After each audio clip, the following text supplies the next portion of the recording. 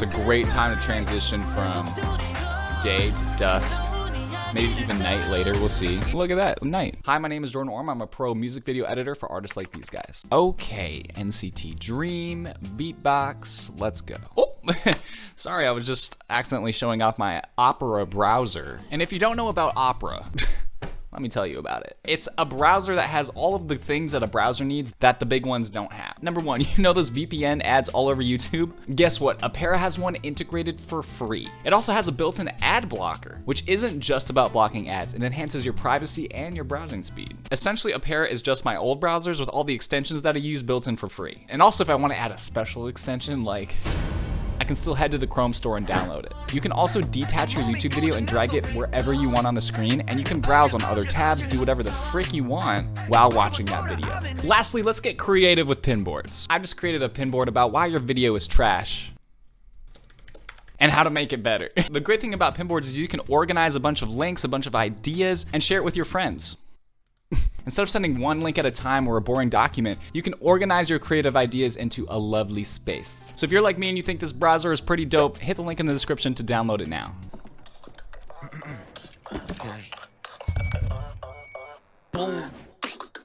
Boom, boom, boom. Yeah, alright.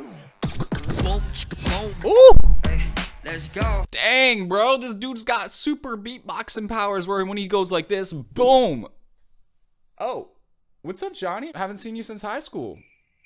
But check this out. It looks like they might have covered the logo here. I guess they didn't cover the other logos, so maybe it's not that. But this orange amp right here, very distinct brand. They stuck a little license plate over it, I think, to cover the logo. So we gotta make sure when you're doing pro music videos that no logos are showing. Otherwise, you can get into lawsuits and it can get bad. Okay. Boom. Boom, boom, boom. Ooh! Yeah, alright. Alright, let's break down these VFX. First off, all of the VFX shots are on static camera setups, meaning that all of these other shots so far have been moving cameras. It's been a steady cam, handheld, something different. But then right when we get to the VFX shots, it's a static shot and they're slowly zooming out. And how they do this is it's actually a composite of 3 shots. So Mark's in the middle here, and then each group of people are filmed separately. And you can literally stack 3 shots on top of each other and they will all blend together if you cut them out because the camera is static. And the animation they use to get them in is actually really simple. All you need is a sound effect, add a little bit of turbulent displacement. They do have a few VFX things where you see there's some motion blur and particles. You just warp the image before they appear and then have them appear, and it looks so good, and it's actually really not that hard to do. And you notice right here, that's another static shot where every single other one is moving. Wait, did this dude just appear in the freaking air? Oh, I thought he just had a really unfortunate teleportation experience and he just appeared like 15 feet up. Oh, and this one is a little bit harder because you see that his leg and this guy, they're interacting with Mark, so they actually had to rotoscope Mark out a bit. Here's how the shot looks beforehand. If we back up a few frames, you can see that this dude's shadow is here, the microphone cord is all cut off because they had to mask out all of these things because that's what the people were covering actually in the scene. Insane. Beatbox. Bro, what's with these coin transitions? That was literally just in 17. You guys must be working with the same people. I don't know what's going on here.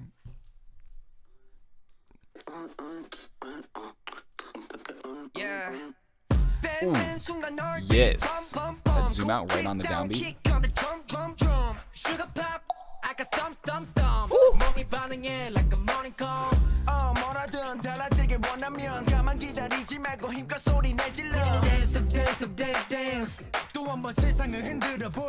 I like the detail of the palm trees dancing. Look at them. They're just like, they're bouncing with it. Ooh, that's some good cutting right there. So when you're filming close-ups like this, generally, they're not gonna be sitting next to each other. Maybe they were, but lots of times you have to actually put the camera where the other person was sitting because of just the way that the space works and the shot you wanna get. It's nice that the editor did a great job of matching up their eye line and the timing where they're looking forward and then they're looking at each other and they have a nice little moment. There's a little interaction there. They're creating story. Good job, editor. Close up. Ooh, as he says his line. Oh, so good.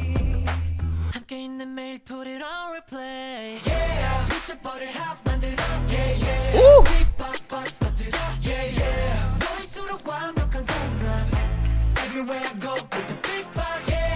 Oh, I love how we put this shot on the downbeat. So bum bum bum. That feels like a section of the song where an explosion would happen. And what do we cut to right on the downbeat? An explosion. So I know it's confusing because sometimes I say don't cut on the downbeat and other times I say cut on the downbeat. To summarize my thought process on that, cut on the downbeat on important moments. But other than that, don't cut on the downbeat. Here we have an important moment. Ooh. And we even have this choreo moment right before it where they're pulling their arms down, which is almost just simulating, like, I don't know, it just is a powerful movement that feels like it would result in an explosion. Destroy the homework, heck yeah. Was it loud? It might have been loud, bro. Like a bunch of them are covering their ears because they're scared. Actually, it was probably loud on set. That's interesting. Ooh. Everywhere go, bring the beatbox. Oh!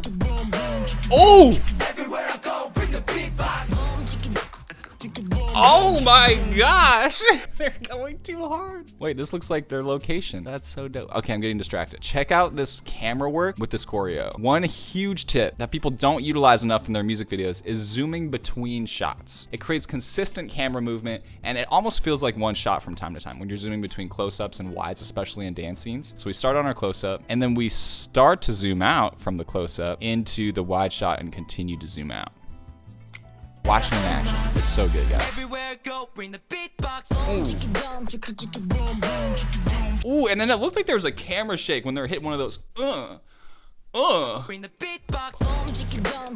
Boom. Ooh. Everywhere I go, bring the beatbox. You guys don't know how important it is to be at the right camera framing during a moment. Because he's whispering, it's so important to have the camera be close and be really tight because you're telling a secret. And if you were far away, you couldn't hear that secret. So subconsciously, we just have to be very close whenever we're telling people secrets. So great job not messing that up.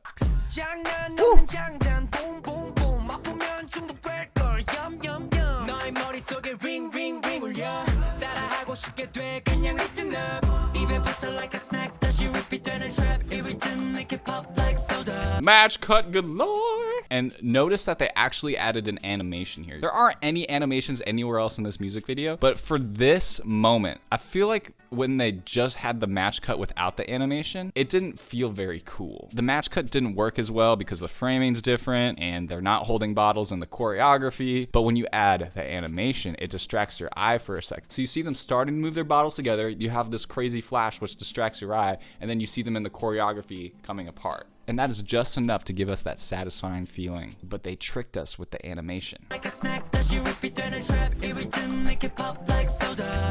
Ooh. Bro, he's listening to the song and having such an existential experience like me right now. My favorite part is that he just got smacked by these napkins. Literally me listening to this song right now.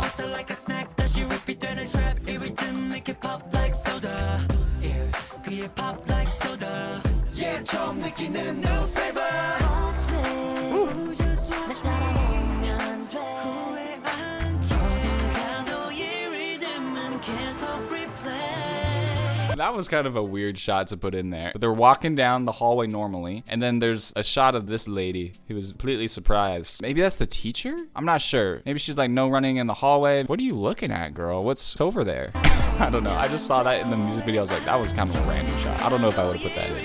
I don't know how I feel about it. Wait, I didn't even notice the shot after it. It's just our boy screaming. Ooh.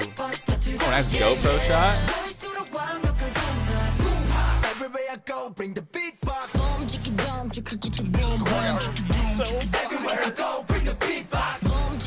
This thing's kind of weird.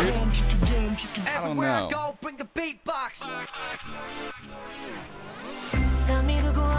So many things just happened here. So we're getting these funky chords, bum, bum, bum, bum. And so we take some B-roll shots and match it up to that rhythm. Last section was really interesting. Right here, we actually did a match cut. Now this is the difference between what these guys do versus what Ridge and Pham would do, which I just reacted to 17 Hot, and holy frick guys, this is the best edited music video ever. Go watch that. What they would do is they would rotoscope out this guy and zoom this in and figure out a way to make it a perfect match cut where they're literally morphing into each other. And that's just the extra level of detail that they go to make their videos so nuts. Where, you know, you could just make a jump cut right here and it still looks cool, but they just go way above and beyond in their edits. And I love this effect too, because we're entering an entirely different world. The soundscape is so different from anything that we've heard, and that's what happens in bridges. So usually the bridge of a song in a music video, you enter some kind of different dimension, essentially. And they do this really well here.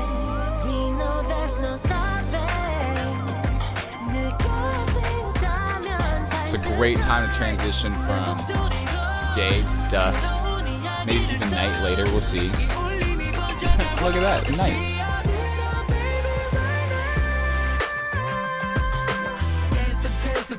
Ooh!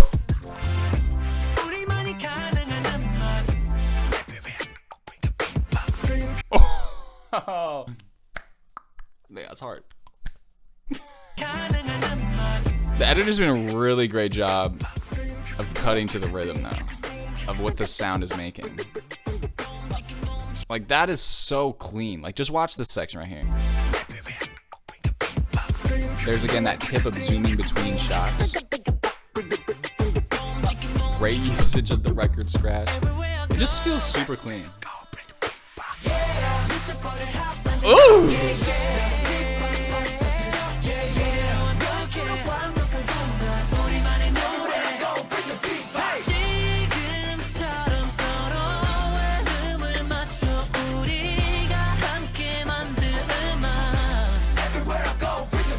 I'm gonna be completely honest here, all right? Honest reactions only. This shot is not a good shot. Few reasons. They're having our boys play basketball, but you know, they're not professional basketball players. They're professional K-pop idols. I'm sorry, our boy doesn't really know what he's doing with the basketball right here. You don't look down when you dribble. That's a telltale sign of not a good basketball player.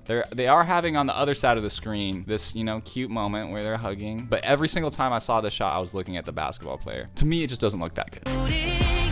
So that's just me.